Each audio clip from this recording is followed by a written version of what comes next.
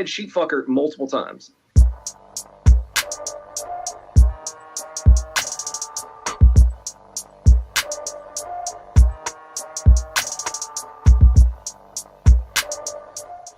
And the only reason that I debated the Raging Atheist is because he put out, I think, like 10 videos calling me a sissy, calling me a little cat, basically.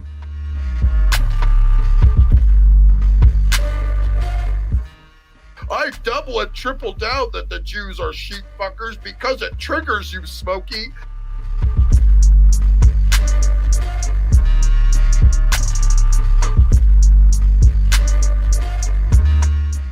I couldn't honestly stand Nokosuchi because the second he starts off, it was so cocky, I had to turn it off.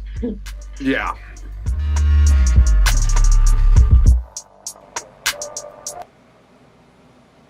All right, what's up, you heathens and demons, you sinners and saints, you beautiful, blasphemous bastards. Should be an interesting conversation tonight. Let me get him on the screen. Otangelo is here. I figured I'd ask Otangelo a couple questions about Smokey, what's going on with him and Smokey. We can start out that way, and then I'll open it up, and Otangelo can talk about whatever he wants, challenge me, or talk about what he wants. And we'll see how it goes, because I'm not a very science-minded atheist, but I thought, I did go at Otangelo once pretty hard with the Shannon Q thing, but that's about the only time I've really covered him. He's been in the chat. You guys know him. What's up, Otangelo? Yes, hello guys. Hello, Ronnie. It's nice to be at your channel and to have a chat just with you, and I hope that it can be productive. Oh yeah, me too. So yeah, we could start with what's going on with you and Smokey, because I understand Smokey has a lot of problem with Trinitarian doctrine, but I think that you and Smokey agree on that. So I know you left a comment earlier talking about a lot of things that Smokey had been emailing you, and YouTube did its thing and erased it. So what's going on with you and Smokey? How did that start, and what's the disagreement? Well, I know Smokey for about 5 months or so, and as you probably know, the YouTube community and Christian YouTube channels which make live streams is not so large. There are just a few of them, and that's how I met Smokey and the other channels. And I, of course, observed right from the beginning that Smokey likes to the kind of language that he uses. And right in the beginning, I went to one of the streams, and I opposed that approach. And I said, well, I cannot, of course, impose my views in how you do your thing. I can just give you my opinion. I think it is not a good approach, always the kind of cussing and kind of name calling and so forth of his opponents. I don't think it is a productive approach, but I didn't actually imagine that he would be so insistent and to go the length that he is going, which we are seeing these days. So I actually then remained silent for a certain time. I didn't. I did distance myself a little bit, and then I think it was the 12th September or so, I received a group email from Joel where he complained about the text that he was receiving from Smokey. And since I had already talked with him about his approach and it didn't achieve anything, so I said, well, guys, if it would be, if I can give my opinion, I think since he is not listening and is not accepting any other kind of approach and behavior, I think the only way to deal with that is simply to ignore his channel. And then Nicholas, he did, I didn't send that email to him because I thought it was not necessary because he was not listening. So Nicholas did send that email to him, and that's when everything from his side against me started, actually. Okay. Mm-hmm. So I don't know exactly how many weeks this is going on, but I think last weekend was pretty much a culminant point in his aggressions against me.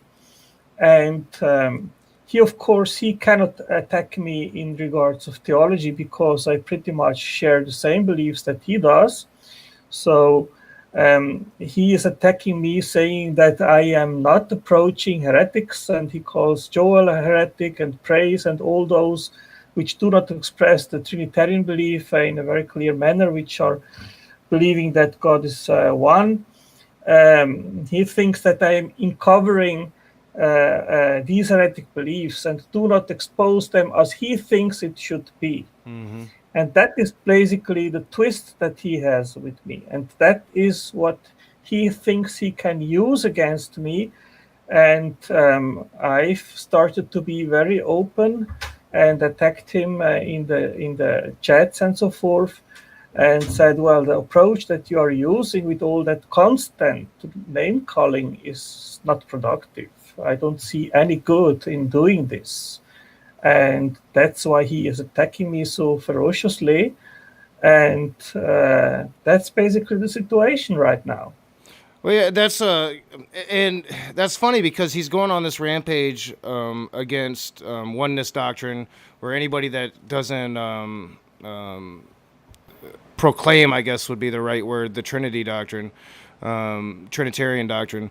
But yet he's labeled, and I saw him label you as his new raging Ronnie, basically calling you out as the Christian that he, in my opinion, like he's saying he hates you the most. And it's funny because it's not a doctrine. It's not an issue of doctrine. It's an issue of you don't like his approach. You don't find his approach to be very Christianly. And so because you call them out on that, you're the enemy now. And of course, I assume that it's because, are you fairly tight with this Joel character? I'm just finding out about this guy. Yes, I know Joel for a long time. And when we had that one-to-one conversation, which was rather more a monologue than a conversation, he thought that he had another argument to attack me, saying that how did I not call out Joel in regards of his heresy if I know him for so much time? And then I clarified that I knew Joel rather superficially on Facebook. We had never a closer conversation in regards of his views of Trinity and theology and so forth. So it was just a rather superficial knowing of each other. So there was any reason why I should I know all my Facebook's friends and their exact theology. So that attack of him in regards of me was completely unwarranted because he didn't know what kind of relationship that I had with Joel. So then when I started my own channel, The God Talk, Joel came several times to my channel. That's actually through me that he started to know this thing of live chats on YouTube. And I think that he went to the other channels, and there supposedly Smokey did find out about his theology and started to attack him. And I opposed that, and I said, well, I think it is not the way to deal with someone that has not exactly the same theology that we have. And I think when both with atheists or also with other people which are believers, things are figured out in a clear dialogue where we can expose our ideas. And if someone disagrees with me, then that's it. And I said very clearly how I would have dealt with Joel if I would be Smokey.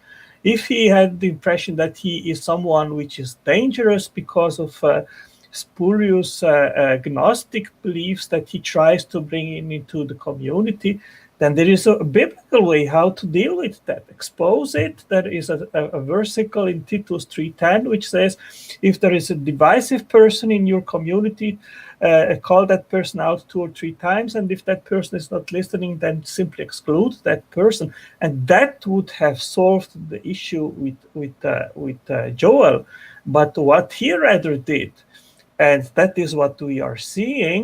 And so it seems to be actually the how can I say, the purpose or the main thing of his channel is to attack all those which are not agreeing with him, and he does it ferociously with all the colorful language that we all very well know. So I said to him and to Nicholas, it seems that he actually has found a target, which at that moment is Joel, and so he brings that target into his channel to have something to criticize and to judge and to condemn. So that's it. It's the realm of what he is basically doing. And of course, this has absolutely nothing to do with what Christ said, which the first command is that we love each other. And of course, the fruits of the Holy Spirit. And what the New Testament Christ says is to love, to be gracious to one another, to cultivate brotherhood, friendship, have peace amongst each other. And that's, of course, not what we are seeing at his channel. And it is amazing that he actually, at each round, rather than actually stop and think about the criticism that he receives, he thinks that he is above good and bad, that he knows everything better, that he is the anointed one, which has got that special task from God to do what he is doing there. And he is making some very crazy bets, which he has proposed. Oh, if I am wrong, God kill me. And if you are wrong, that he kills you. That was the first one. And he scratched at the bottom, in my understanding, when he said to someone, I think it was to Wolf, something like that, which makes some kind...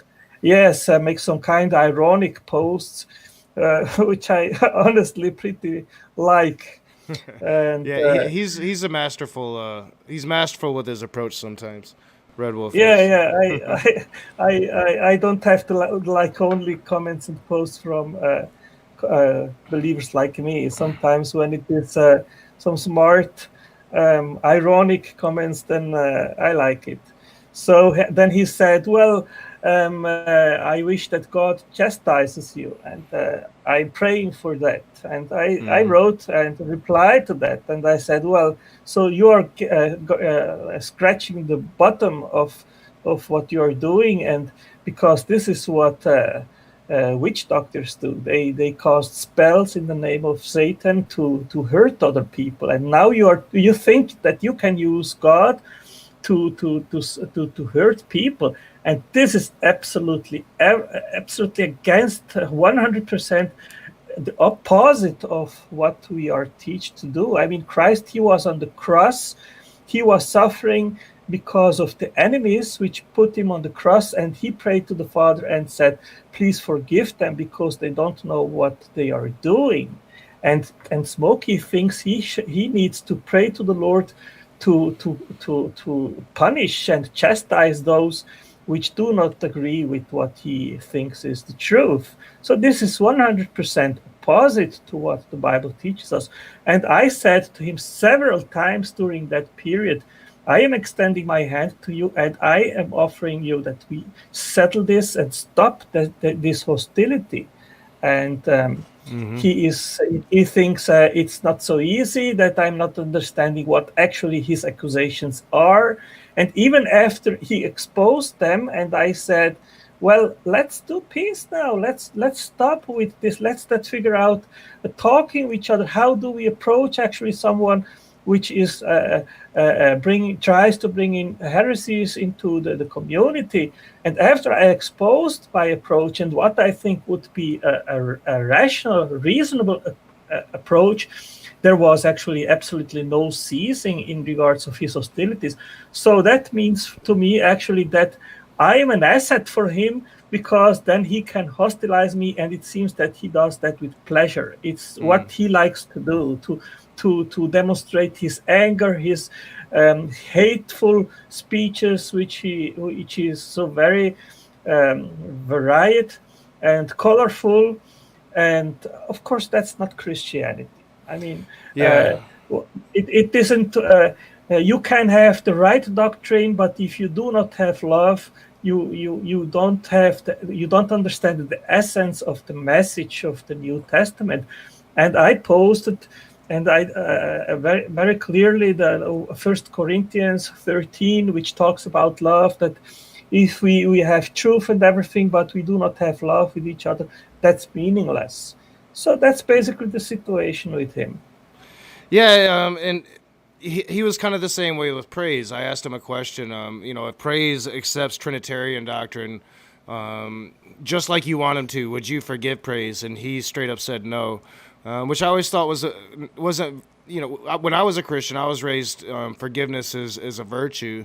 And he doesn't seem to have that. I can almost expect it with somebody like me, especially after all the trolling that I've done with him, the disrespect. I lobby it at him, without remorse.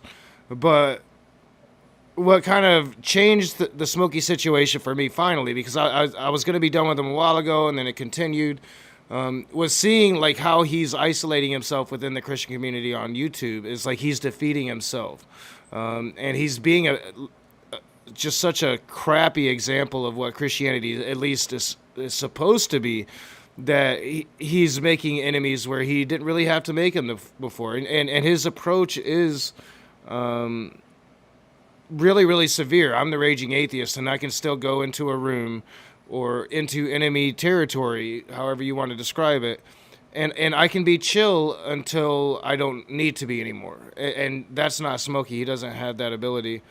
Yeah, I know. I called him out precisely in regards of that. I said, look at each of your channels. It basically starts with name calling and it ends with name calling, and it's the essence of your streams. Just to use that foul, low language during the comments in the chats, everything where you go, you see him using that kind of foul language. And yesterday night I was at Praise's channel, and we had a very nice conversation. And Praise is very, very sane and open-minded, actually, to consider other views. And I think that's the right approach. That if he has a different view, see the versicles. Where do they lead in the Bible? Do they lead to his views? I thought that he was very confused. I told him that. I showed him how Christ is demonstrated as a different person than the Father in the Old Testament. I had another nice conversation with him this morning, and it is very productive. And there is absolutely no need to demonstrate all that kind of hatred and name calling, which Smokey is doing, and people which are on his side. And it is simply unproductive. It is not necessary. Yeah, it's not, and it defeats the purpose of a conversation. He makes it easy on me. All I have to do is kind of play that higher ground, and just being the atheist gives me the win, because supposedly I'm supposed to be the one without morality, and yet he's the one acting like an ass. But we can continue talking about Smokey if you want to. I wanted to get the details from you, because one last question about Smokey, and then if you want to continue talking about him, feel free. But I want to move towards letting you talk about whatever you would like. I don't even really understand what kind of a Christian you are. I've seen you call the Atheist Experience a couple times. I covered the Shannon Q thing. So I'd like to try to figure out what makes you tick. Let you challenge me. Let you challenge me cold, because I need to really be researching science if I'm going to be talking it a little bit. But the last question is: he accused you of sending out an email, maybe an email chain, when I talked to him about you, and he says that you were trying to cancel him with other Christians through this email. Is there any truth to that? I tend not to believe most of the things that Smokey says. So, okay, what I did after this, also, when I offered him the first time to cease this hostility, the end word that he said to me was "fuck you," and I mentioned that several times, and then said, "Well, you didn't expose everything that I said to you." So what did I do after this one? I said, okay, from now on, whatever you are writing me in emails and so forth, I will publish it at my virtual library. I will link to it, and then everyone can make up their minds what how you interact, who you are, what you are saying, and so forth. So you cannot accuse me anymore that I am not portraying what you are actually saying. And I've done that. I can put the link. You can put it in the chat so everyone can access this file which I made about his females, and I can put them here in the private, and then you can put it in the yeah, chat, definitely. since I'm not the moderator of you, so everyone can look that up. But that was what I explained previously to you, that I did send basically an email without including him, and my recommendation was that people would stop to interact, because of course, when you are going to his channel and interact, then you are basically giving him wings, and that's what makes his channel going. And if people are not going there anymore, then of course that is not productive for him. But that's a way basically to deal with such a situation where someone claims to be a Christian but doesn't act as a Christian. So that was my suggestion, and that's what he called out. And that was another reason to have to attack me, basically. Well, yeah, it sounds like the same situation where he accused me of trying to cancel him, because I compiled a video of the way he talks to women, and then I sent that out to a couple Christians, one of them being S.J. Thomason, and just asking, is this the way that a Christian should act? You know, his derogatory language towards Jen, other things as well. And not telling her, hey, don't have this person on your show, look at this jackass, just asking the question, is this how a Christian should ask? Now, SJ went on to have him on her channel, and he still to this day accuses me of trying to cancel his channel, which I never try to do. I do think that it is validating for him when Christians come on his channel and they don't speak out against his behavior. So, yeah, I asked the question, and he claims that's cancel culture, knowing that I stand staunchly against cancel culture. But all right, so I want to kind of get away from the drama in the YouTube community, unless you want to continue talking about it. You know, you can talk about whatever you want. But I would like to figure out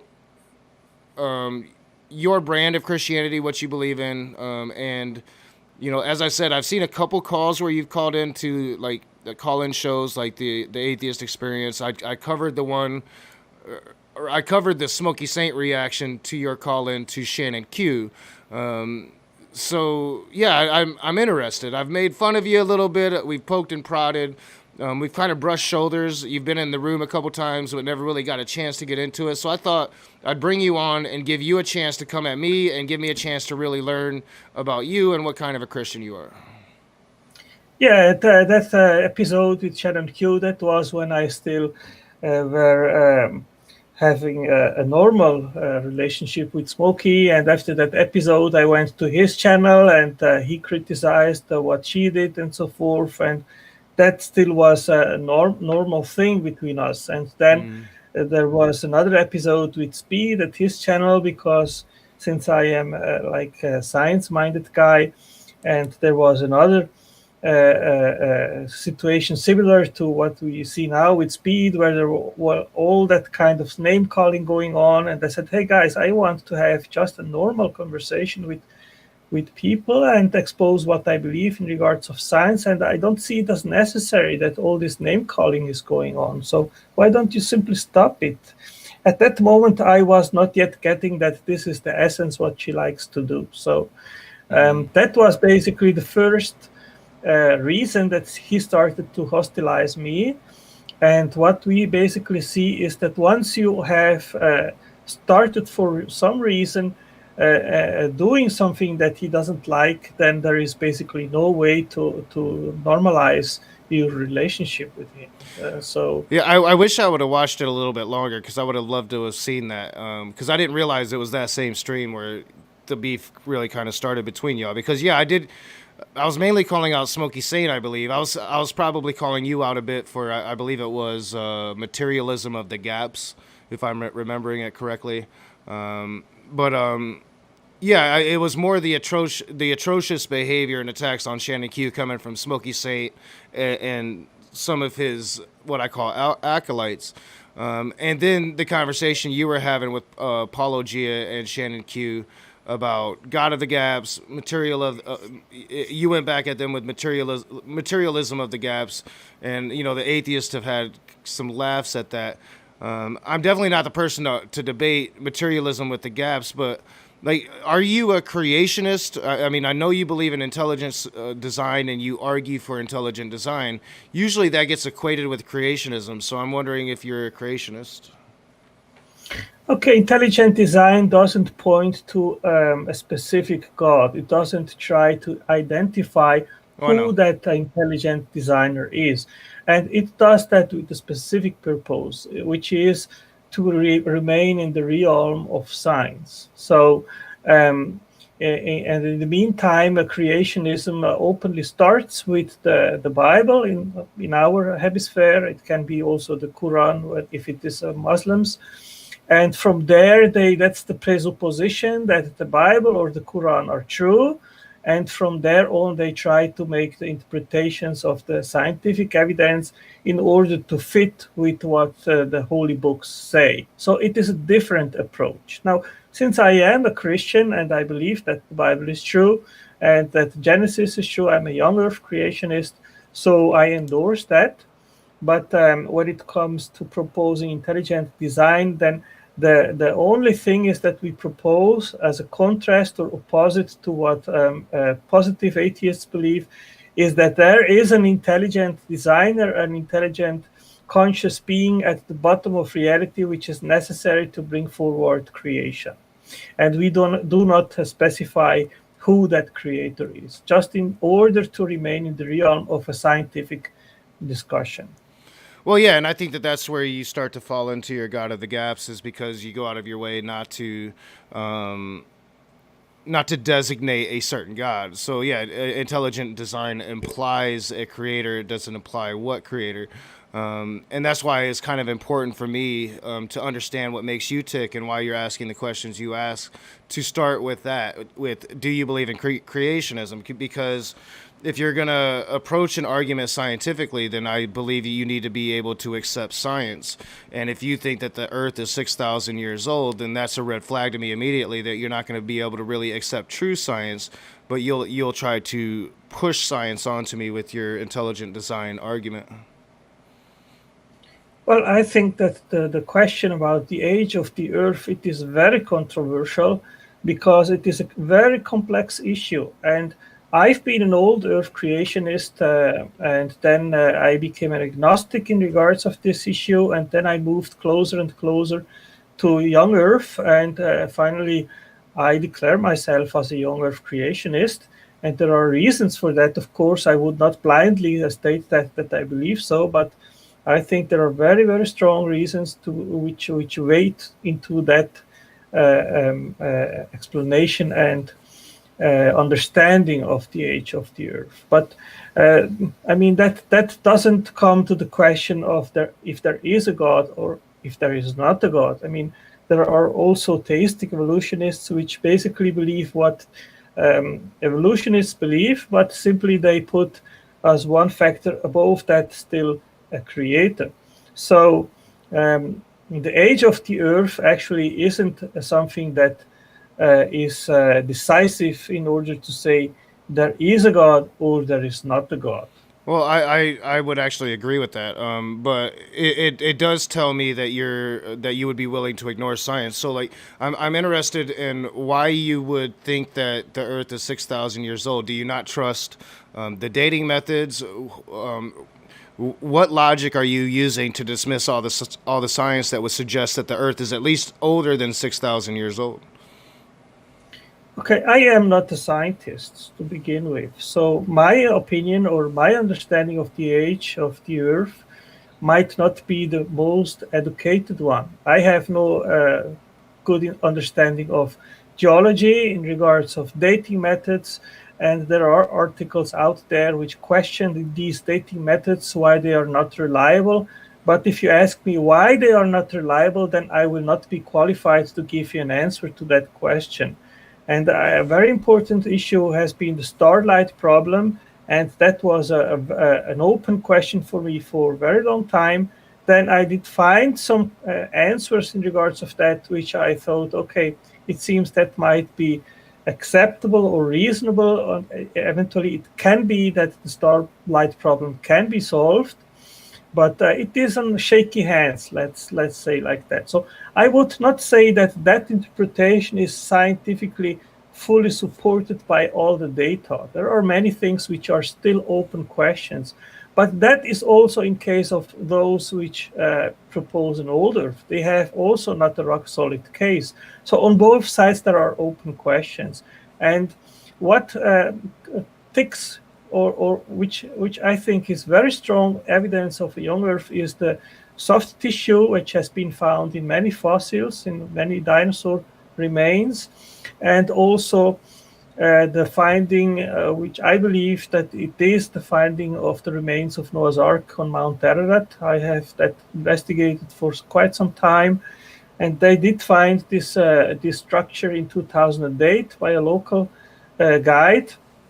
Then there was a big controversy in 2010 where they claimed that it was a hoax, that remains they were made up by local peoples to make money, and I believed that. And then this year in April or so, I met on Facebook Philip Williams, and he was there. He has visited that site, and he made 2 videos, which are very impressive. And I had talks with those people also, which claim that it is a hoax. And my conclusion is that there is a very high probability that these are the remainings on Mount Ararat of Noah's Ark. And there is inclusively now, right in this moment, an archaeological expedition in preparation with professional archaeologists from ASOR, that is an American organization, and also with Turkish archaeologists, which will go there and make a scientific investigation of the remainings of that structure. And that structure is at Mount Ararat. It is at 4,100 meters and 4,900 meters. It's 2 remains there, very high up in the mountains, about 14,000 feet and higher up there. And these are huge wooden structures, which it is very, very unlikely that this structure would have been constructed there just to dupe some Chinese people and make money out of it. So, of course, if the global flood is true and Noah's Ark actually is up there, then this is, in my understanding, a very, very strong evidence that also the time frame laid out in the Bible is compelling, that it is true. All right, so you laid out a lot there. I'm going to try to at least hit most of the points. Yeah, I can give you a link. You can put it also in the chat so people can look that up. I have I've already quite some research in regards of that. Yeah, I've already found an article on the Noah's Ark on Mount Everest thing, but I'll take it spot by spot because the soft tissue thing, it really depends. First of all, it's actually really rare. It doesn't happen very much, and it all depends on how it was fossilized. So it is possible for there to still be some remaining soft tissues, depending on how it was fossilized. I covered that with Matt Powell way back in the day when he brought up Tyrannosaurus Rex red blood cells, and I'd never heard of it. After the conversation, I went and looked at soft tissues, found that it's mainly somewhat of a hoax perpetuated by creationists, but it is something that does happen very rarely, depending on how it was fossilized. As for Noah's Ark and the global flood being proof of the Genesis story. Actually, it is our biggest proof against the Genesis story. For one, I am looking at an article right now, and I knew it immediately because I had actually studied this before in a debunking video. The Noah's Ark was claimed to have been found by Christian explorers on Mount Ararat in Turkey. No scholarship takes that seriously at all. There's no way to legitimately prove that claim. They found some remnants of something on a mountain. That's basically about it. And when it comes to the global flood, like geology disproved the global flood back in the late 1800s, at least to the point that it could shape the topography of the entire Earth. Now, there are parts of the Earth where local area floods, if given enough time, did shape the topography of the earth. And you can see some of that out west here in America, with some certain swamplands. And considering that in the ancient times, before the Rockies were even formed, most of the West was actually covered by an ancient ocean. So there are incidents where local area floods can shape the topography of the earth, but geology disproved a global flood 100 almost 200 years or 150 years ago now. So I mean, when it comes to all of that, you can claim that it proves, your God, but all it really does is prove to me that you are willing to dismiss science, like legitimate science that has evidence behind it, really delve into that science to find out the truth, so you can latch on to the creationist science, the intelligent design science. Of course, well, as I told you before, Ronnie, I am not a geologist, so I think the entire debate about the geology, if that points to a global flood or not, I am not the indicated or correct person to have a debate on that. I am not educated in regards of it.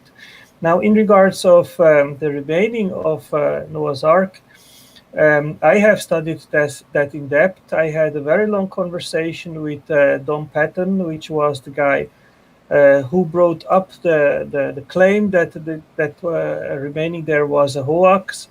I had also conversations with people in Turkey in regards of that. And they've not been able to bring up any hard evidence whatsoever to back up their accusation that the structure on the mountain up there is a hoax perpetuated by some guys just in order to make money out of it. And as I told you before, I mean, a serious archaeological organization like ASOR doesn't organize an expedition to go there to investigate an artifact unless there is serious evidence that it is something which is worth actually to be investigated. And that is happening, and including archaeologists from Turkey. So I think in the forthcoming years, we will have very hard data, scientific data, which then will demonstrate the age of the material, of the wood that is up there. And then we can have a better picture if what is up there is a real thing or if it's not. But upon what I've seen on the videos made by Philip Williams, I have also an interview at my channel, The God Talk, with Philip. And to me, it looks very, very convincing that there is something up there which has to be taken very seriously and investigated. Well, and I was going to ask you that because earlier, I kind of brought up dating, if you were suspicious of the dating, because a lot of creationists are. That's one of their arguments against the age of the earth, is that dating is inaccurate. And I was going to say, like, even if we use like a rudimentary dating system like carbon dating, which is accurate up to about 50,000 years, and they applied that to this ark and it came back and it was 6,000 years old, it still wouldn't prove it was Noah's Ark, but it would prove that it came from the time frame that that you would want it to come from. Then I'm assuming that you would accept that dating system at that point.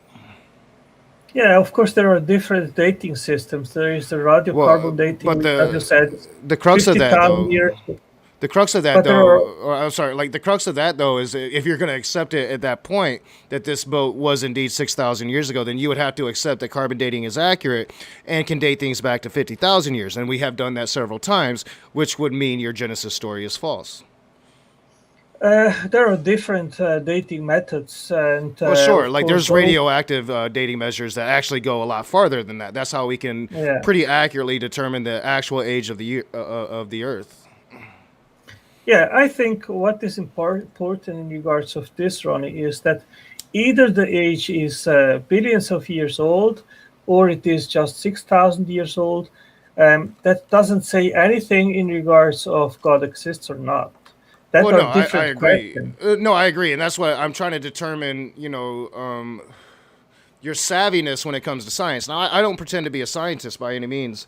Everybody knows that. Like, I have to be fairly prepared for discussions on science, and luckily, I know several people that I can go to, brilliant people like Immutable Destiny, Dragnot, so many people that if it's philosophy, then I could go to like Sock Account and people that know philosophy. I'm very lucky to have these people that will help me learn the things that I need to learn, and I have drive and ambition, and I can spend plenty of time to research. I was going to do that today, and then I was like, no, I'm going to go into it cold. I kind of announced that I'm going to go into it cold, but these are things that I have studied for debates in the past. I'm very familiar with the teleological argument. So when I'm asking you about science, I'm just trying to establish a footing of what I can trust from you when you start giving me whatever spiel that you're going to get into with intelligent design. Because mind you, intelligent design doesn't prove necessarily a God. It doesn't really prove a God at all.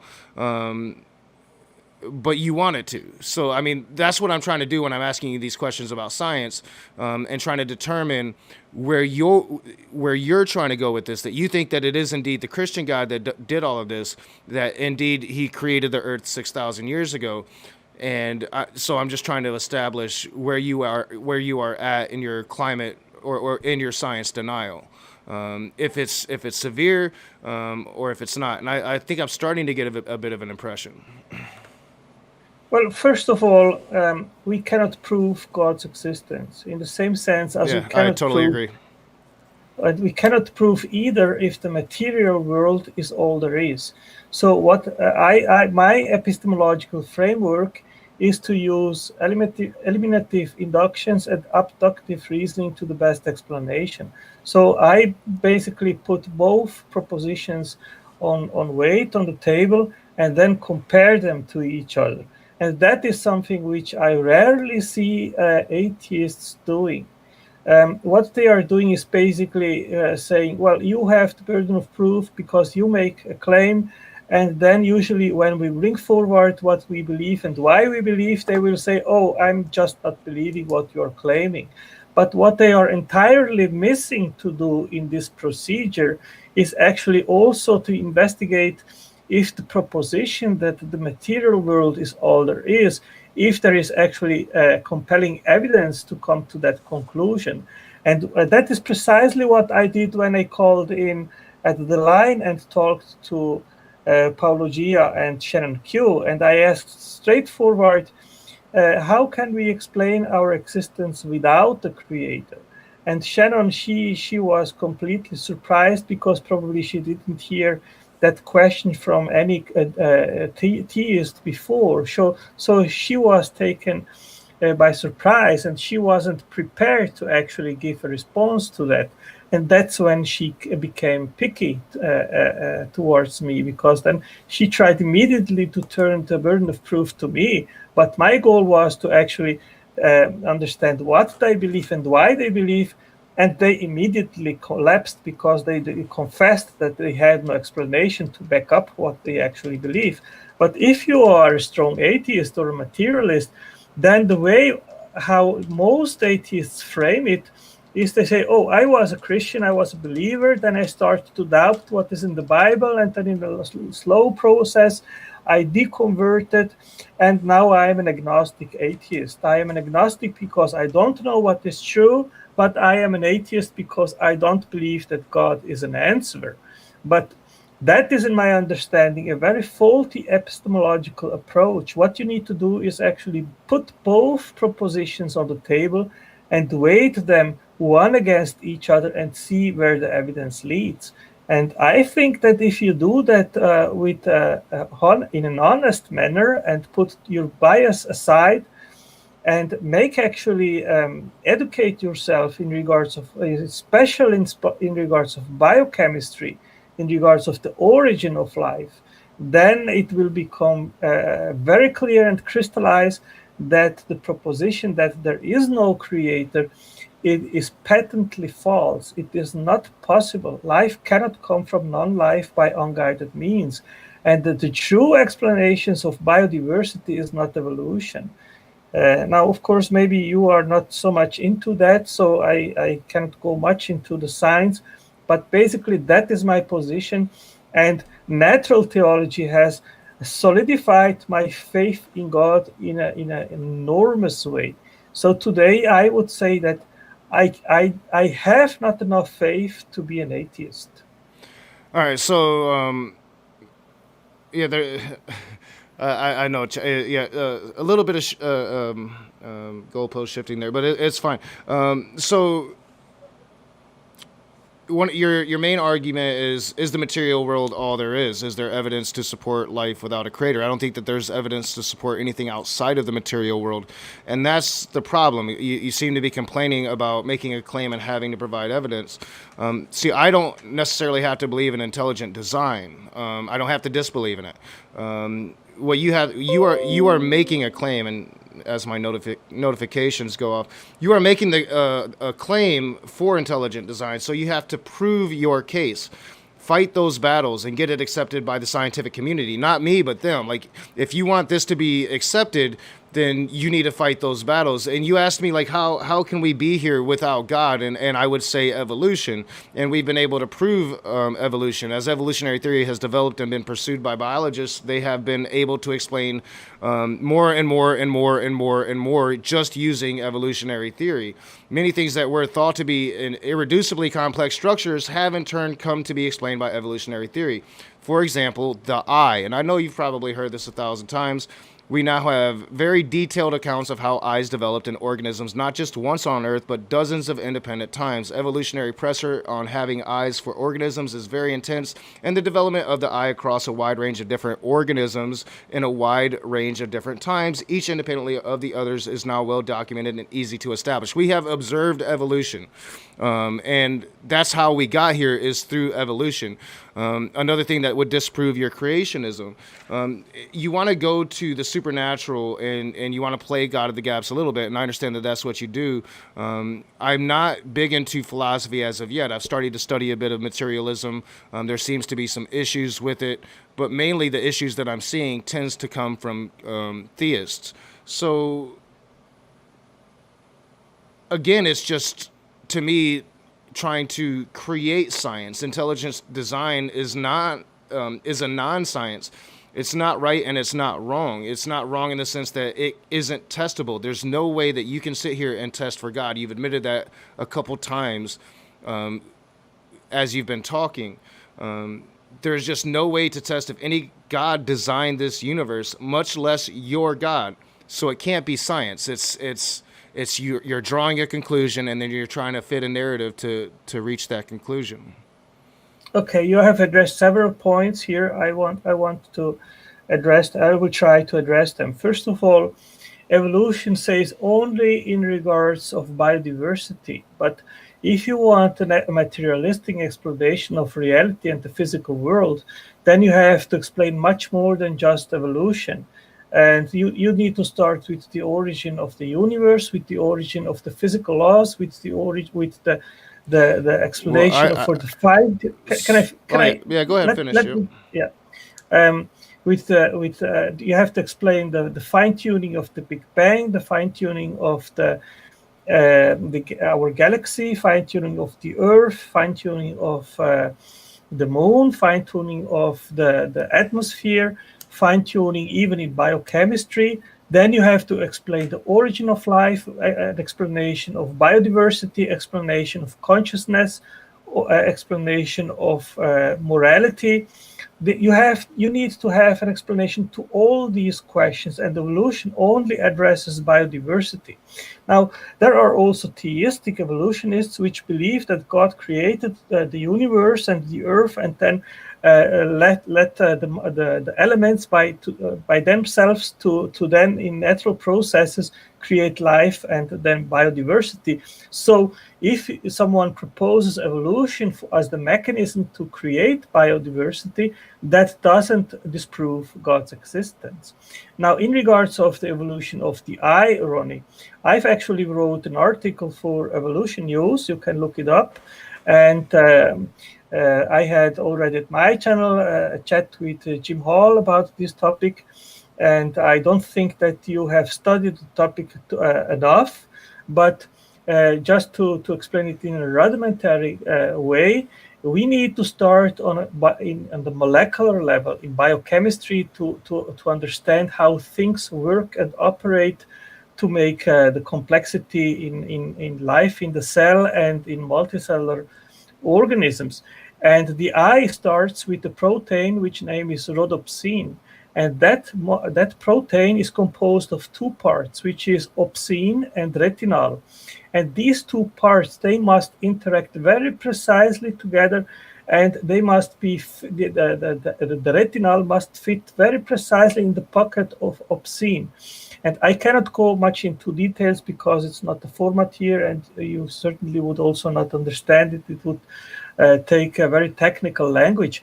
But I would say that even these two parts, retinal and opsin, they are irreducible in the sense that the photon, when it reaches the retinal, it will provoke a conformational change in the structure of retinal, and then it will start a signal transduction pathway, which will go to the optic nerve and then to the brain.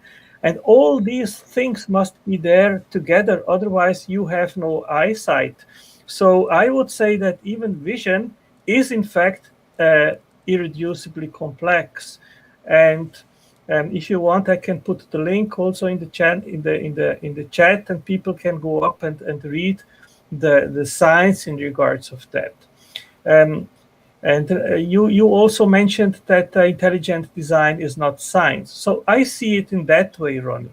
There is operational science, which makes tests and tries to understand how things operate in nature. But there is as well historical science, and there are many faculties of historical sciences which ask a different question, which is, how did things probably come into existence? And that includes history, archaeology, paleontology, geology, and so forth, and biology and evolutionary biology, abiogenesis. And these are sciences which deal with things that happened in the past. And we don't have a time machine to go back and see what happened in the past. So we cannot test and know by tests what actually happened, how life came to be. So what do? We actually try to recreate life in the laboratory, and then based on the chemical reactions that are tested and perceived, then we can make post-predictions to the past. Okay, so I would say that intelligent design is essentially a historical science. And what does that mean? We take the data which we have, the science which we have, which is the same that materialists have, and make an interpretation of it. And while materialists try to make an interpretation which leads to non-intelligent, non-guided mechanisms as a better explanation, we as intelligent design proponents and theorists, we believe that intelligent design is a more adequate explanation of origins and about how life and biodiversity came to be. Well, yeah, but in order for it to be science, you have to be able to test your claim. Your claim is that God does it, and you can't test that. Therefore, it can't be science. In regards to irreducibly complex structures, I just said, like, so you can say that vision is an irreducibly complex structure, but it isn't. Science has determined it's not.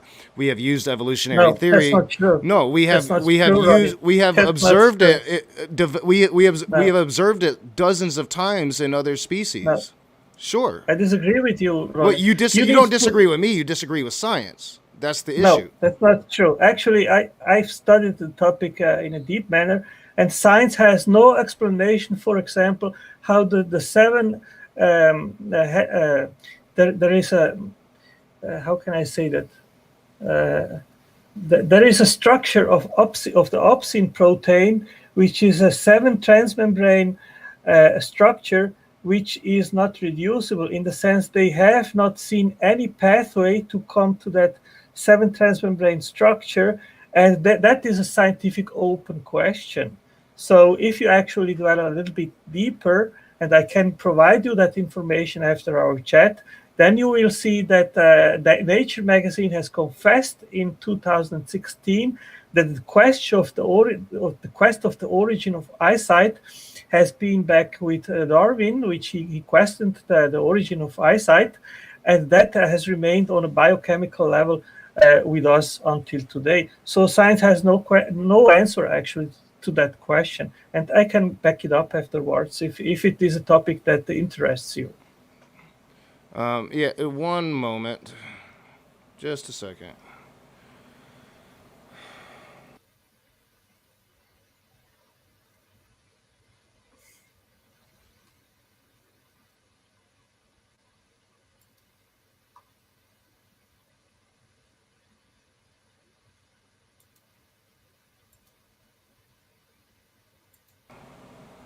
Sorry about that. My daughter completely distracted me, so I missed a good deal of what you said. Again, I'm going to have to go back to just science science disagrees with you. Now, I no, real quick, because I mean you went on for a while. I'm sorry that I delayed it. That I got delayed, but I understand that you have studied the eyeball because you argue this argument. But science just completely disagrees. We have observed this in dozens of other organisms on this planet. This is an observable scientific fact. Evolutionary theory is true, and it gives us really good reason to think that using evolutionary theory we can indeed explain complex structures whose parts are individually necessary in order for that structure to function properly. You can apply that to the universe.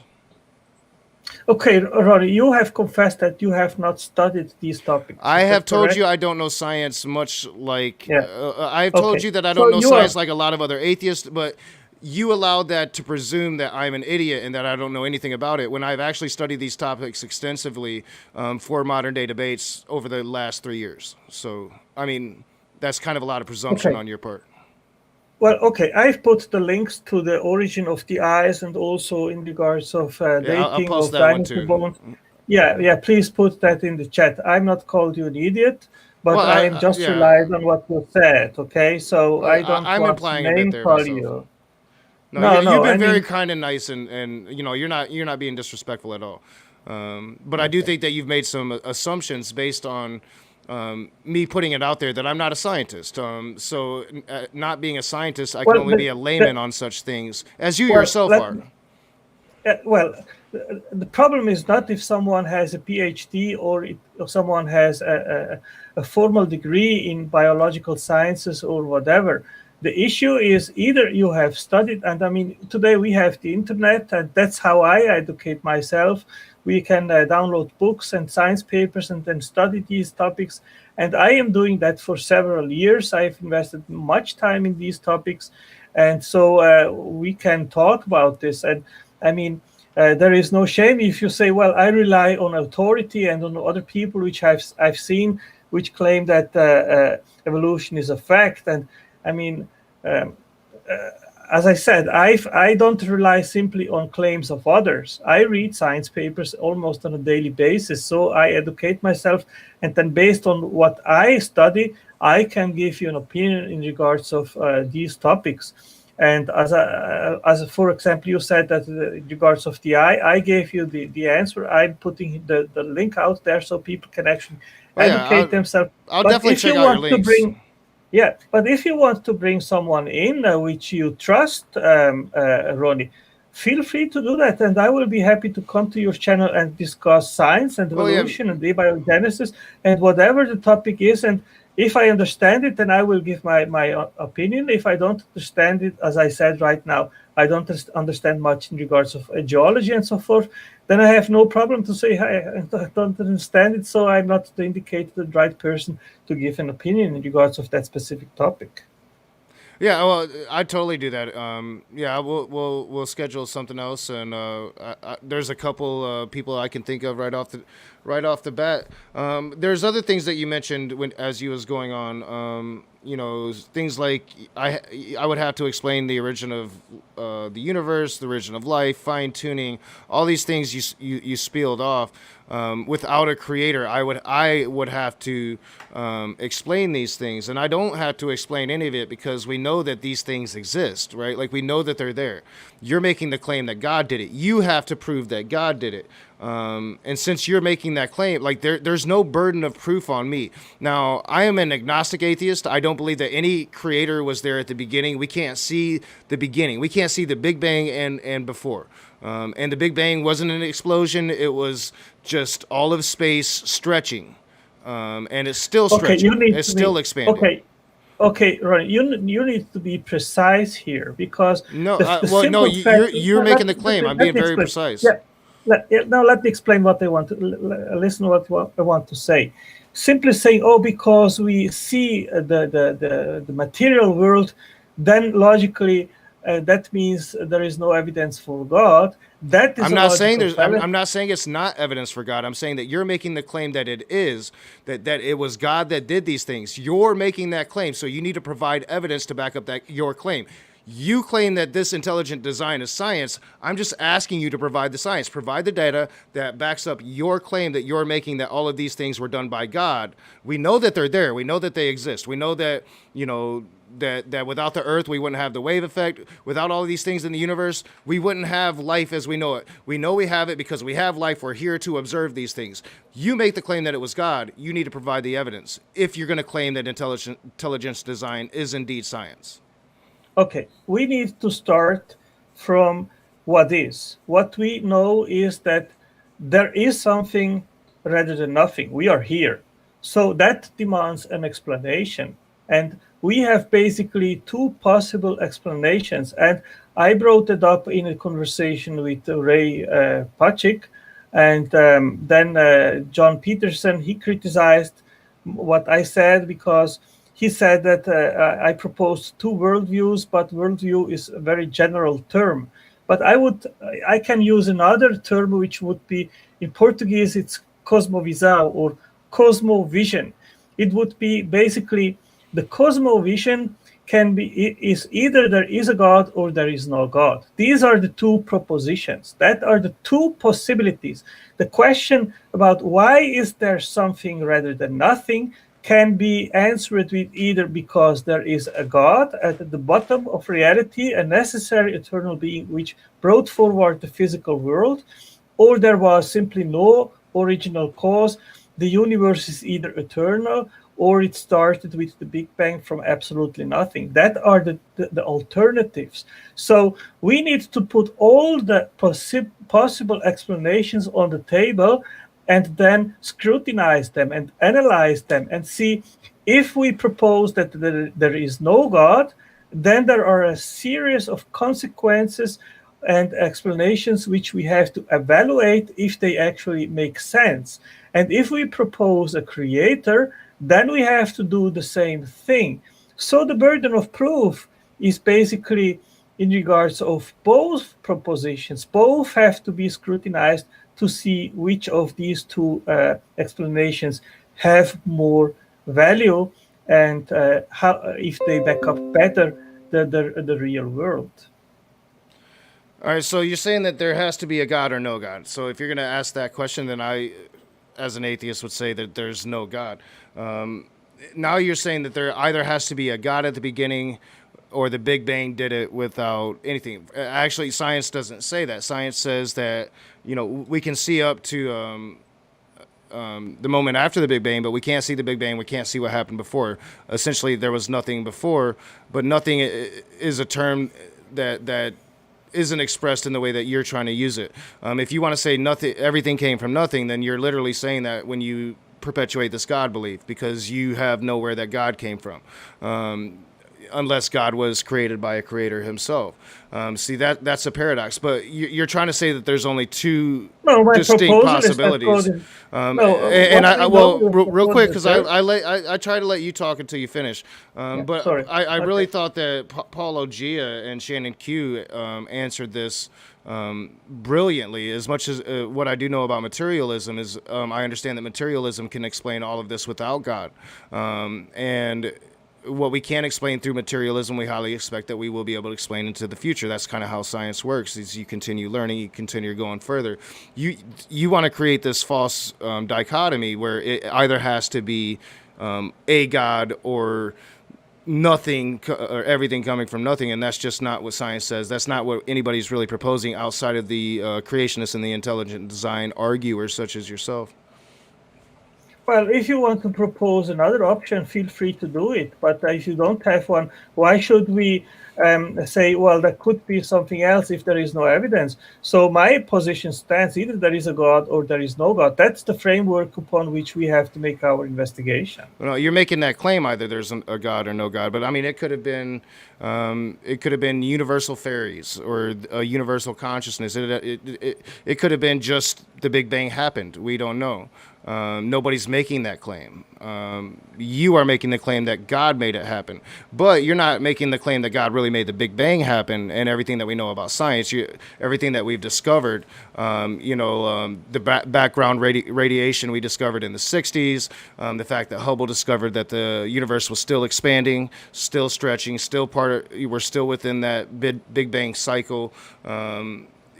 All the things that we've discovered, you basically have to dismiss in order to fit your creationist mode. Now, I know you want to get away from the fact that you are indeed speaking of the Christian God, but that's what we're speaking of, and that's the easiest one to defeat. Again, I don't know if a God was at the very beginning. I don't pretend to know. I've never made the claim otherwise. I think it highly unlikely that a God did it. You're the one making a claim that a God did it. You would then have to prove such God. Said God being important, the Christian God being important. Okay, as I said previously, Ronnie, in order to make an investigation of origins, we need to set a framework upon which to do that investigation. And it is very important that we set an epistemological framework. And in my understanding, that is first that we set that there are two basic possibilities. Either there is a God or there is no God at the bottom of reality. CJ in the side chat, yeah, but universal fairies, I mean, unless you think fairies are a God, I don't know. I mean, it could have been a number of things. People have put forward the Big Bang, science has put forward that with evidence. Creationists or theists have put forward that it was a God, and not all theists, and not just Christians. Other religions have put forward these creation stories. My people, the Native Americans, have a creation of the universe story. So it's not just delegated to the Christian God. But I'm not the one making that claim. We know what we know through science. Again, I don't pretend to be a science. This isn't my strong suit. I didn't prepare for this coming into this conversation. I wanted to give that to Otangelo, but I do know enough about this to know when I'm being bullshitted. You can't bullshit a bullshitter, as my dad always told me. You know. Well, my approach, Ronnie, is to use the cumulative argument for God's existence, and that starts first with the question if there is a God or not. And of course, we can put two buckets, and then you can put your fairies, your pixies, Santa Claus, or whatever. Anything that is a conscient, intelligent being, we can put in that bucket. It can be one God, it can be multiple gods, it can be Shiva, it can be the Muslim God, whatever you imagine. But I would propose simply at the beginning of the investigation an intelligent, powerful, conscient creator, or creators, plural, and on the other side, no creator at all. That would be basically the two possibilities. And from there, I would start to try to figure out if it is rather likely that a creator or creators exist, or rather not. Once that question has been elucidated, and if eventually you come to the conclusion that eventually a deist God is more likely than no God at all, then you can move forward and ask further questions, what kind of nature that creator eventually has. But I would suggest, and that's my approach, that we start first with the question, is there rather a God or not? Well, no, the question is that the only two options? And I know the chat is going off, and I kind of gave bad examples. Universal fairies, bad example. And then I said something along the lines of a universal mind could be considered a God. So let's get into string theory. Let's get into quantum physics. Quantum physics has math to suggest that there is this super fuel that propelled the Big Bang, and that the Big Bang is actually continuing, popping off other universes as we speak. Thousands upon thousands of them as we speak. This is called multiverse theory. Yes. String theory suggests other different ways that all of this started. So let's not pretend that there's only been two ideas put forward for the beginnings of everything. That is a false dichotomy, side chat. I'm sorry that you guys couldn't quite pick up what I was putting down, but I was getting there. Well, I would say that all of these proposals, Ronnie, they fall either in one bucket or the other. Like string theory, multiverses, they Really? fall How? all into the So, bucket. Well, so does this they God of the all Gaps fall in use? the bucket. Does Oh God. does this God of the Gaps now control all of the universes popping out infinitely through time, through the billions of years that this universe has existed? All of the uncountable number of universes that would exist in that scenario. Does this God then now control all of those universes? I'm just asking. There are more than two. Way more than two theories put forward, and you know this. I shouldn't really have to put it out there, since I'm the one that's the layman that I might need to bring other people onto the channel to have a talk with you. I shouldn't have to actually educate you on that. Well, Roddy, you are talking about something different. I've not said that there are just only two options. Well, you literally What I did. am Either saying- there's God or not God. You put forward that. I didn't. Well, maybe you don't understand what I am actually saying. Whatever proposal that you make, it can be multiverse, string theory, quantum mechanics, or whatever. It always will fall into one of these two buckets. If you say multiverse, it will be the bucket with no God. String theory, it will fall into the bucket no God. Quantum physics, quantum mechanics will fall into the bucket no God. Virtual particles, no God. Cyclic universes, no God. Eternal universes, no God. So I've proposed you many different proposals, but they are all falling into the proposal no God. Now I can say fairies, I can say Well, how do you know Santa that, though? Claus.